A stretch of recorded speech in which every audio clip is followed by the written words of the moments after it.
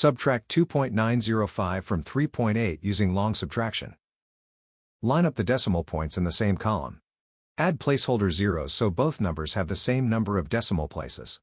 We work from right to left and finish one column before moving to the next. In the thousandths column, 0 is less than 5, so we need to borrow. Borrow 1 from the tenths column. 8 becomes 7. Carry the borrow through 1 0. Each cross 0 becomes 9. The 0 in the thousandths column becomes 10. In the thousandths column, 10 minus 5 is 5. In the hundredths column, 9 minus 0 is 9. In the tenths column, 7 is less than 9, so we need to borrow. Borrow 1 from the ones column. 3 becomes 2. The 7 in the tenths column becomes 17. In the tenths column, 17 minus 9 is 8. In the ones column, 2 minus 2 is 0. Bring the decimal point straight down into the answer. The final result is 0.895.